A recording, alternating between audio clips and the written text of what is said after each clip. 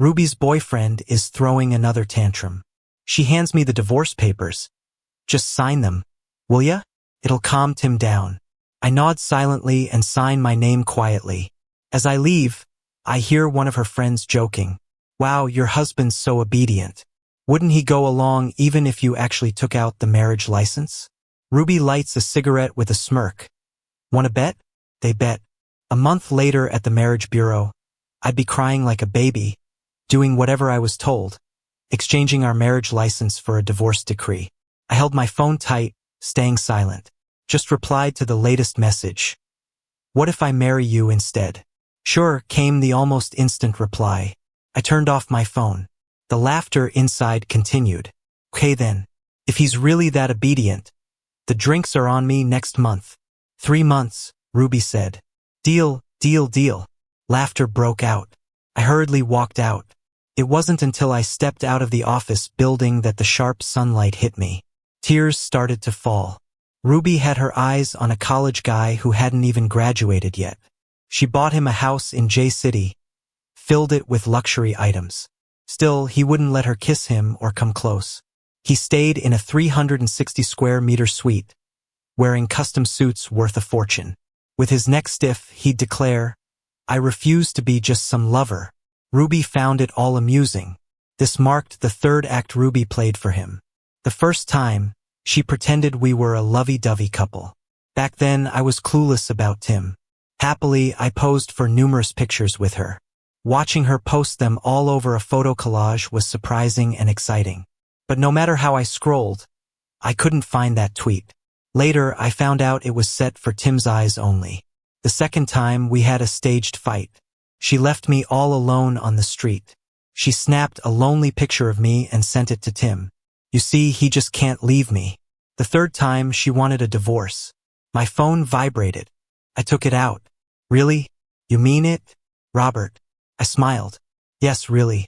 That afternoon, Ruby indeed took me to the marriage bureau. She was in a great mood the whole way. She kept asking where I wanted to celebrate our 3rd anniversary. Ruby and I grew up together, and we'd been married for 3 years. What about Prague? We've wanted to feed the pigeons at Prague Square since we were 7. She got out and opened the car door. What's wrong? She frowned, her thumb brushing my cheek. I told you it's just a show. I'm just curious to see when he'll give in. Mid-sentence, something fell out of her pocket. A box of condoms. Ruby lightly coughed, touched her nose, and didn't explain anything. She took me to the bureau.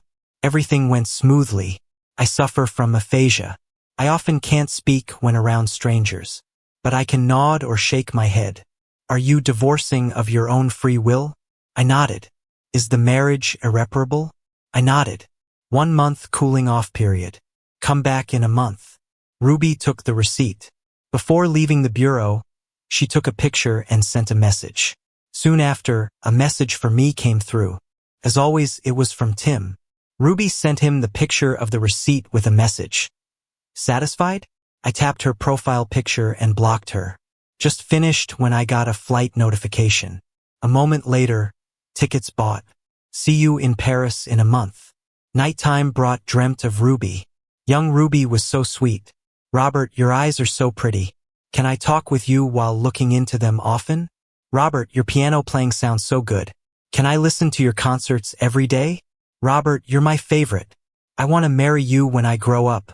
I liked Ruby too. We always had to sit next to each other in school. Our evenings were packed with playing together.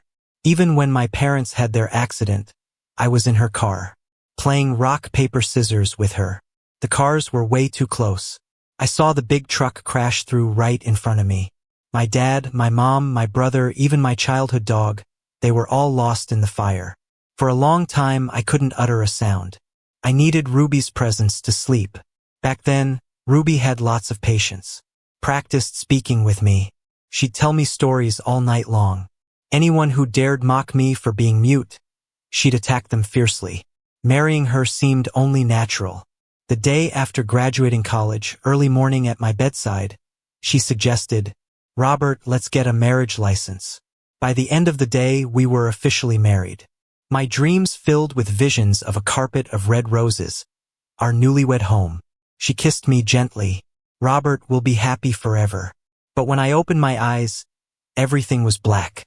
I reached for my phone. Yet another text from Tim. Picture. A messy bed with a smear of red.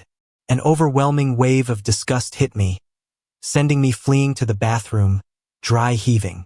Only tears came out. Somehow, in my rush, I accidentally activated the phone. A woman's voice pierced the quiet night. Robert? My heart leapt. I grabbed the phone. Evelyn? Evelyn was someone I met during therapy. After 3 years, my aphasia improved significantly. Only during bouts of low spirits or nervousness would I lose my voice. In the 2 years of married bliss with Ruby, I was nearly cured. Free time and good spirits led me to join a support group for others like me. Assigned a buddy, I met Evelyn. For nearly 2 years, I thought Evelyn was a guy. Her profile picture was a transformer. Initially, she completely ignored me. But peers understand each other. People plagued by aphasia often have deep psychological scars. They might be silent but crave companionship. Relentlessly, I shared bits of my life with her. From texts to voice messages, pictures to videos. Over time, we became close like old pals. So the first time we spoke and I discovered she was a woman, it nearly triggered an episode. I'm sorry, I texted. Did I disturb you? It's not late, is it? Evelyn replied, It's 9 p.m. here. Her voice was surprisingly clear. Only our second call since I found out she was a woman. After realizing her gender, I deliberately kept my distance. That day was purely accidental. I almost hadn't contacted her for a month. As fate would have it, Ruby handed me those divorce papers when Evelyn asked what I was doing. I was so shocked by the word divorce that I left only a single word reply. After signing, trembling, I took refuge outside Ruby's office. Evelyn, it feels like I'm about to lose my family. I have no dad, no mom, no brother, no cherished dog. Even Ruby's leaving. What should I do? Unexpectedly, she shot back. Then marry me. Isn't that an option? Inside, the teasing grew louder. Don't kid around. Without Ruby, Robert won't even speak, let alone get a divorce. For real? Think he'd actually go to the bureau and not cry the place down? Is that so? Ruby sneered. The lighter hits the coffee table. Even if he's crying like a dog, he'll still be my Ruby's dog. If I tell him to go east, he'll crawl there. I stare blankly at the unfamiliar woman through the door crack. Fine. Evelyn gave me a list. Things that must be done within a month. Getting a visa and hiring a lawyer are obvious. But there are loads of restaurants to try too. I gladly accept it. Following her list, I try each place one by one. Being alone isn't that bad. Eating, shopping, packing. The day I move out, Ruby texts me. No calls. Missing me? She's traveling with Tim, saying he needs to see the world. She sends a photo. Nice place, anniversary spot. I'd love to block her like I did Tim. But with a divorce certificate needed, I don't.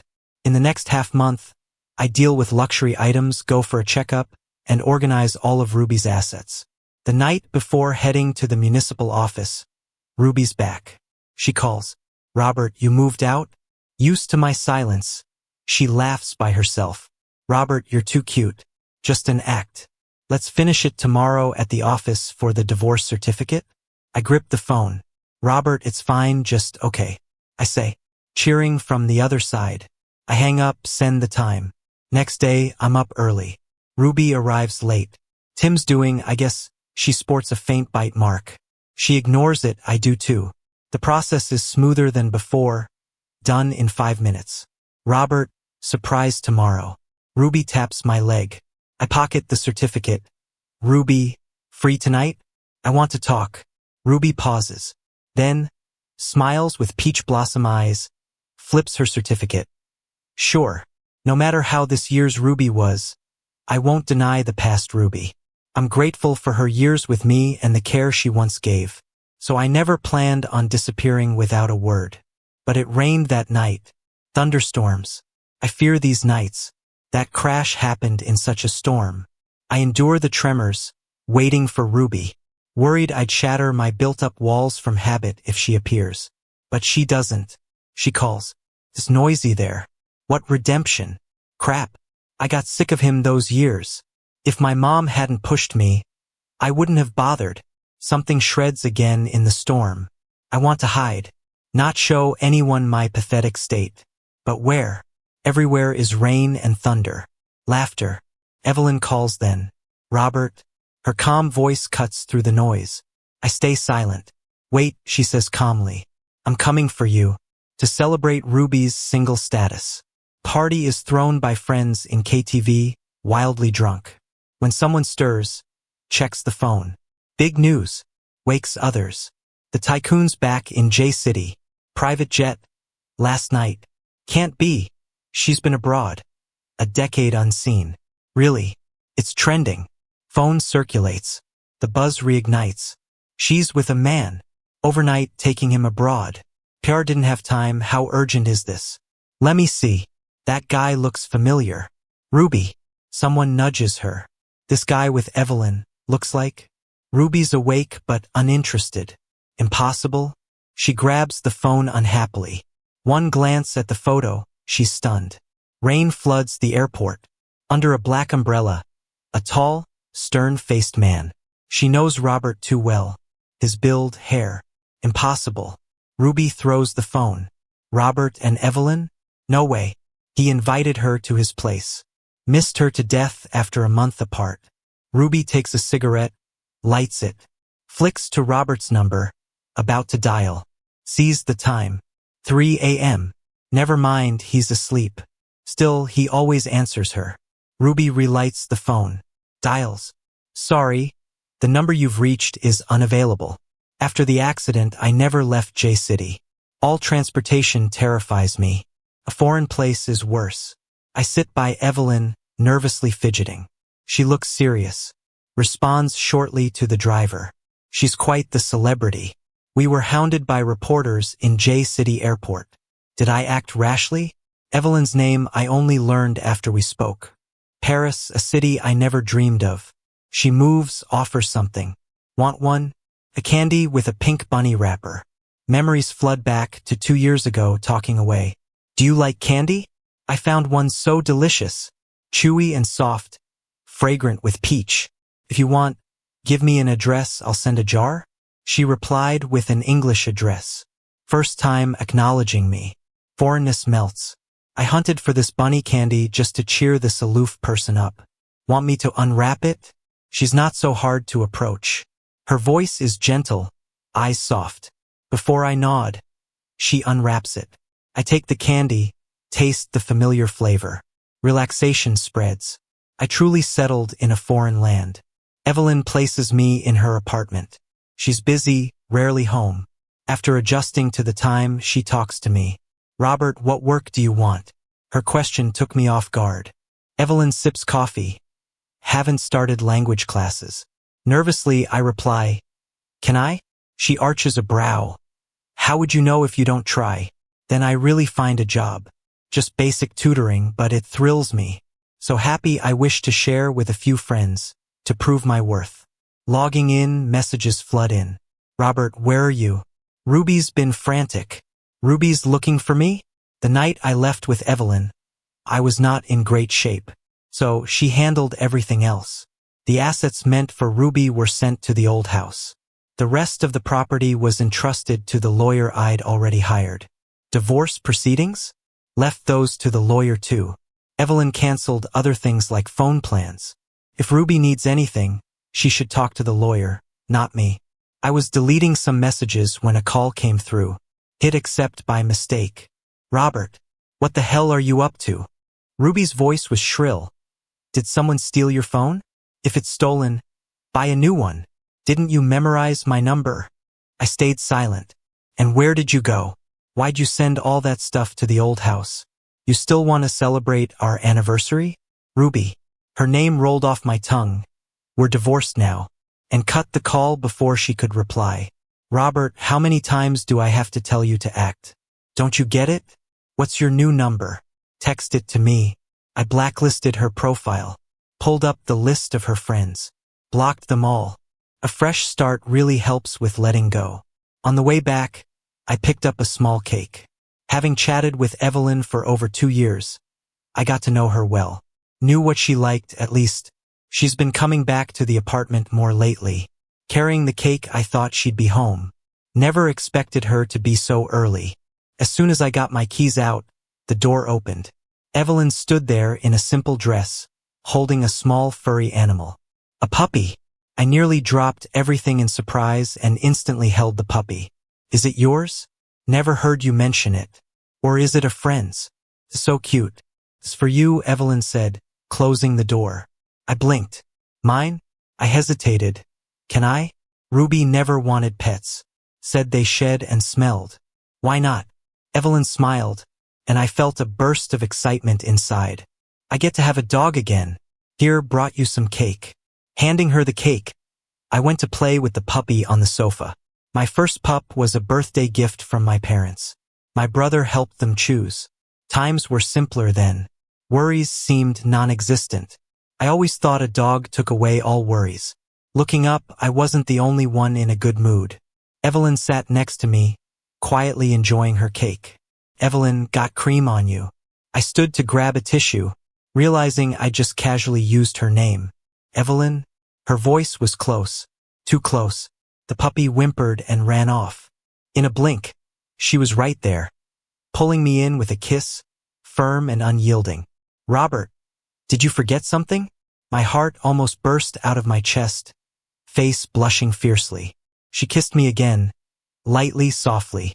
When we're getting married. Today or tomorrow. Dazed by the kisses, I considered it was already late. Maybe tomorrow. The next day, she truly took me to City Hall. Supposedly, the Paris mayor himself babbled on. I nodded and we got our marriage certificate. I was nervous but mostly excited. We understood each other. Evelyn wasn't the wrong choice. But then, Ruby somehow got my Paris number. From a French number, she called. So you really went to Paris? She instantly recognized my voice. Acting like a brat now? A whole month and you're still at it? I inhaled deeply to calm down. Ruby, stop disrupting my life. Your life? What life do you even have? Don't think I don't know you went to Paris to find her, right? That candy-loving girl? How can you even dare? I never hid anything I did from Ruby. This doesn't concern you. I'm your wife. How could it not? You better come back, or else. I hung up. Her message dinged. Not coming back? Fine then. Think you can stick with your sweet girl forever? I never realized how malicious Ruby could be. But then again, someone who cheats and plans fake divorces? What kind of good person could that be? I was blinded by childhood love.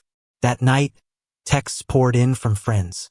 Mostly screenshots of Ruby's Twitter, captioned, "What's up with you and Ruby?" She posted a cozy photo of herself and Tim, admitting their relationship. Instead of explaining, I posted a photo of the divorce certificate on Twitter. "Robert, you finally woke up," a friend texted. "Always thought something was off, especially when she wouldn't shut up about your speech issues. The way she'd make you tense. The signs had always been there." Days later, someone messaged, "Is she nuts or what?" Ruby sent the same pic to everyone.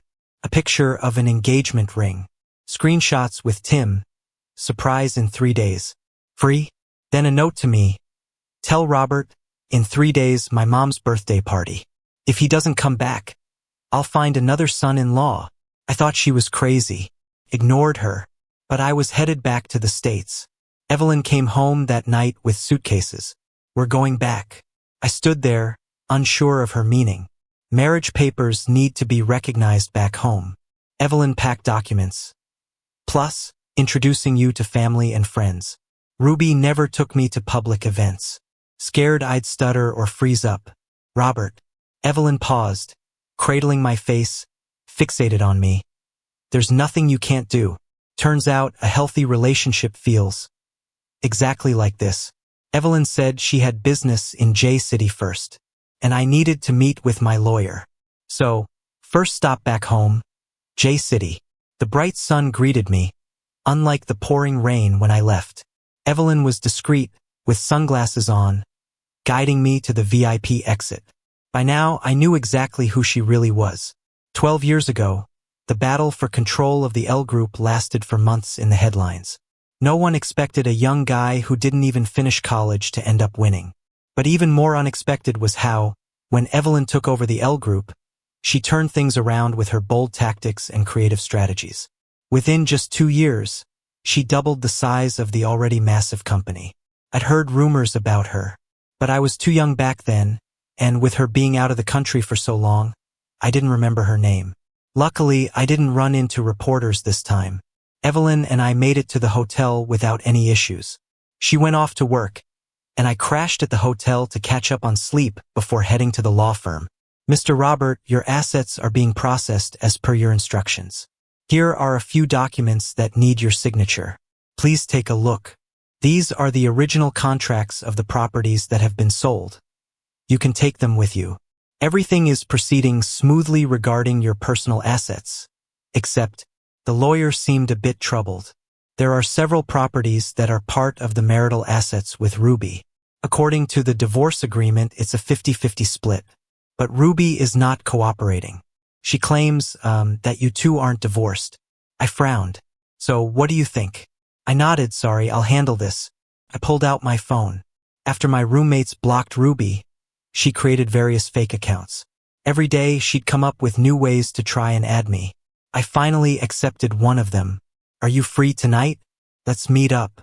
Ruby didn't reply right away. She was typing for a long time. Back in the country, huh? What a pity. Tonight I'm going shopping with Tim, no time to spare. I looked at my phone, almost laughing out of frustration. She doesn't want to cooperate with asset distribution? There are always options like applying to the court for enforcement. But since I planned to be back for a short time, I wanted things to go smoothly. Maybe since I didn't respond. She messaged again. You want a chance to talk? Tomorrow's my mom's birthday banquet. Come and apologize. Attached was the hotel location. What a nutcase. I blocked her again. At that moment, Evelyn also texted, tomorrow, I'll introduce you to some friends. I quickly put the annoyance from Ruby out of my mind and caught a cab back to the hotel. Evelyn didn't just have a few dresses sent over. There were racks full of them filling the entire room. Seeing how much she was putting into this, I couldn't slack off. Good thing she wasn't back yet. After all, it's been 10 years since Evelyn last returned to the country. It's a big deal for her to personally visit the J-City branch. She must be really busy. The next day, I slept away half the day. When I woke up, it was already afternoon. With my clothes ready and makeup done, Evelyn's text came. The driver's on the way to pick you up. When I got in the car, a call from an unknown number came through. Instinctively, I knew it was Ruby and hung up. Ring, then ignore. Ring, then ignore. Finally blocked number, again. But, unexpectedly, when the driver parked, I saw Ruby. She was standing at the hotel entrance, dialing and redialing my number, finally smashing her phone in frustration. I glanced up at the hotel name. It was the same one Ruby had messaged me about yesterday. Right then, Evelyn's call came in. Have you arrived? Do you need me to come down and get you? Her voice was always so calming. I glanced back at Ruby with her scowl. No need, I'll come up. Ruby seemed to hear my voice and looked over. Her expression was hard to pin down, as if surprised and overjoyed, mixed with some repressed anger. She kicked aside her shattered phone, holding back a grin. Knew you'd show. Let's go, she said smugly, turning away quickly. It seemed this hotel was booked out. Suddenly, I realized what kind of friends Evelyn meant for me to meet. Seeing I wasn't following, Ruby slowed down deliberately. Fine, I'll apologize first, all right? She lowered her voice. It's just because you don't like Tim, right? I'll stop seeing him. Okay? You're way too petty. He never did anything to you. I took a deep breath, keeping my cool. Up on the second floor, I spotted several familiar faces. Robert finally comes back. Huh? Ruby, with all these people here, aren't you afraid bringing him along? Exactly. There are some big shots here today. Ruby threw them a glare. Scram. She pulled me closer. Stay behind me and no matter what happens, just smile and don't talk. Get it? I stopped walking, annoyed. Ruby. My voice was cold. I'm not here for you. Ruby burst out in laughter. Come on, it's come to this. Still playing hard to get? If not for me, then who? The door to the inner hall swung open, and I spotted Evelyn right away. It wasn't her stage, yet there she was in the main seat. To her left was Ruby's mom, and on the right was Ruby's brother, Bruce, who managed the company. Others were standing, sitting, sipping drinks, whispering, forming a semicircle around Evelyn as the focal point. See that? Ruby whispers.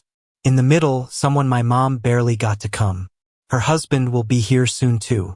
If you embarrass me, my mom and brother won't let you off easy. Ruby tried grabbing my hand again, but I shook it off hard. Robert. The voice wasn't soft, and a lot of heads turned our way. Evelyn looked over too, her expression unreadable. Ruby, what's the ruckus? Ruby's mom called out, her irritation directed at me instead. Bruce raised an eyebrow at me before turning a smile on Evelyn. Your husband should be arriving? Shall I go fetch him? There was murmuring. Ruby whispered harshly, I told you not to act up. Happy now? Your first time meeting the family, what impression do you want to make? Yeah, married for 3 years, and this was the first time meeting everyone. Robert, Evelyn suddenly called me over. Come here. And there was an empty spot between her and Ruby's mom. Ruby was taken aback, and so was Ruby's mother and Bruce. I walked forward as Evelyn introduced us. Her voice wasn't loud, but it echoed through the room. Robert. She glanced around. My husband. The room went silent as death. It seemed like everyone forgot to draw a breath. All except Evelyn, cool as ever. Robert. Anything you'd like to say? Every eye was on me. The sweats were cold on my back. My stomach turned with nerves. Evelyn squeezed my hand. Her eyes met mine, and she nodded encouragingly. There's nothing you can't do. I took a deep breath. I looked at Ruby's mom and said, with a clenched fist, Ruby and I have been divorced for a while now. I have no idea why she didn't tell you. Then I turned to Ruby. Ruby, I never thought of marriage and divorce as some kind of game. There's nothing possible between us anymore. I looked at everyone else and said, I am legally married to Evelyn now. There's no longer any connection between Ruby and me. Ruby glanced at our joined hands, disbelief in her eyes, and took 2 steps back. Evelyn stood up as well. I do not want to see anyone harassing my husband in any way after today. Am I clear? Ruby's mom was stunned and nodded repeatedly. Sorry for the disturbance, Evelyn said as she put down the towel, grabbed my hand, and we left. It wasn't until we reached the elevator that my heartbeat started to slow down. Robert! Robert!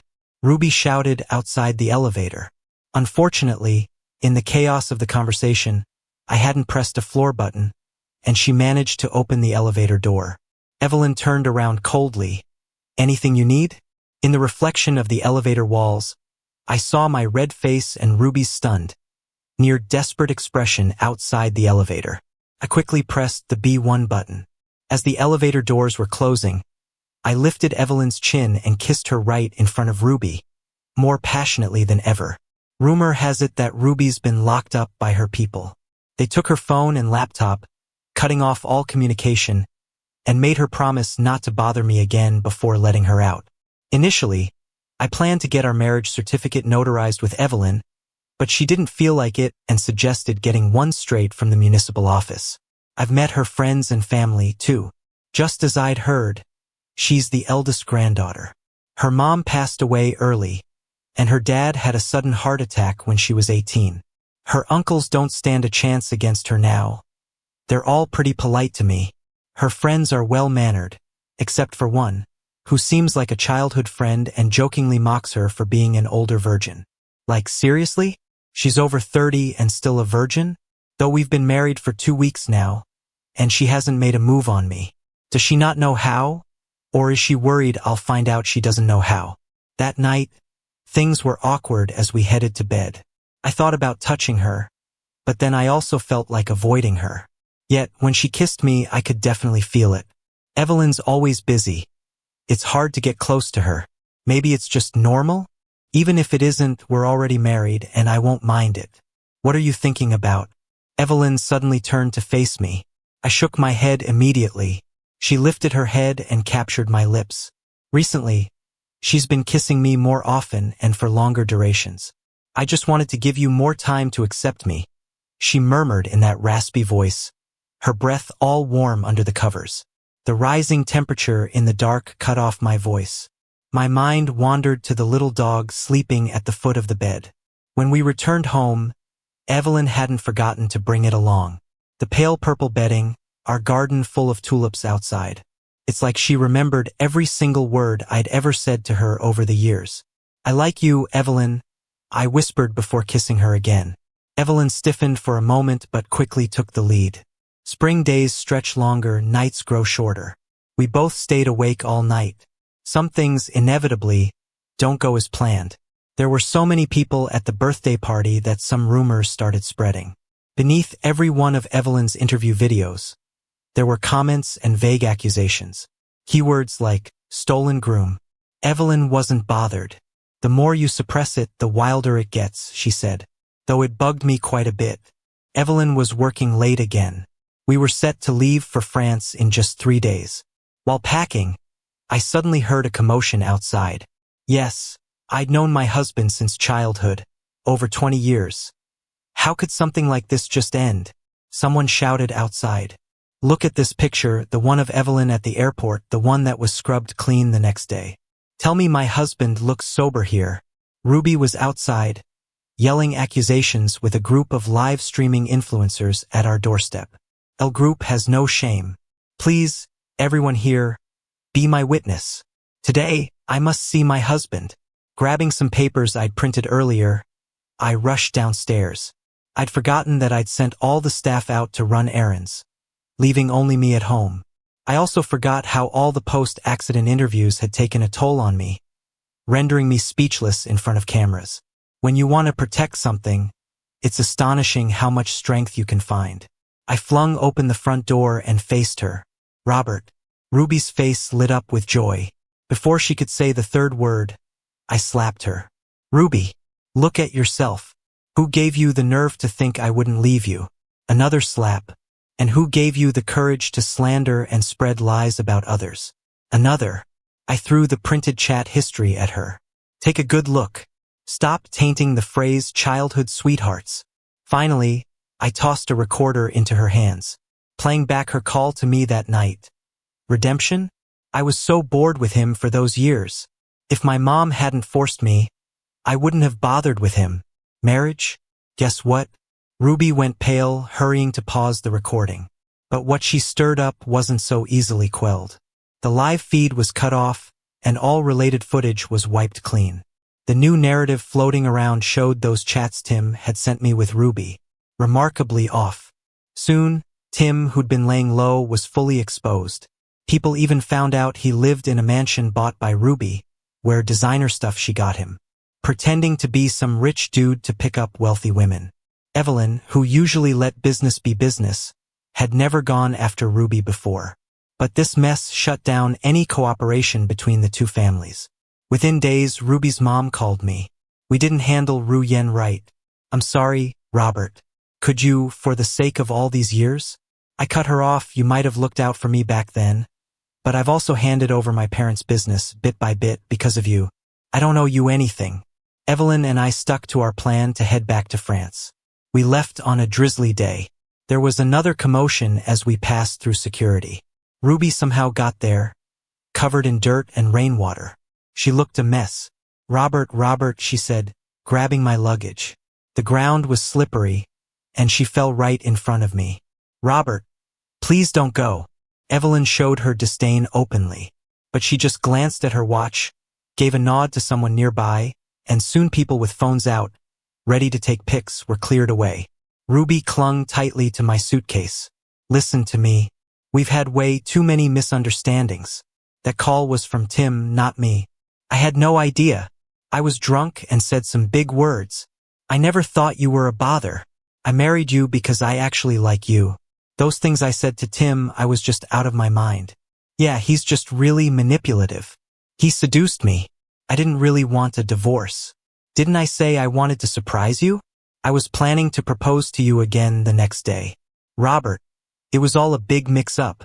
That night, I wanted to come to the apartment, too, But that fool Richard insisted on going out for drinks. Yeah, it's always someone else's fault. I looked down at her tear-streaked face. The condoms were slipped into your pocket by someone else. The bed, you got pushed onto it. All those degrading, humiliating words. You were possessed by a ghost. For them to slip out of your mouth. I could speak all that without even stopping for a breath. Ruby, you just think I can't live without you. So you look down on me, ignore me, belittle me, mocking me, putting me down. It's become the only way you feel worth anything in your failed life, hasn't it? The only thing you can brag about is knowing a guy who once depended on you completely, trusted you fully. Let it go. Let's not end this long friendship on a sour note. Ruby's hand shook violently. She let go. Robert, please give me another chance. Okay? This time She reached for my hand, but I swiftly moved away. You're disgusting. Ruby's words stopped dead. I grabbed my suitcase and turned to leave. Evelyn was waiting for me not far ahead, and I linked my arm with hers. Suddenly, a wailing sound came from behind. I didn't see Ruby for a long time after that. Every now and then, I'd hear bits and pieces about her and Tim from my roommate. Tim's situation blew up. Some rich kids, including Ruby, all reported him. He got expelled, didn't even get his diploma. Not sure if the lawsuit ever wrapped up or what the outcome was.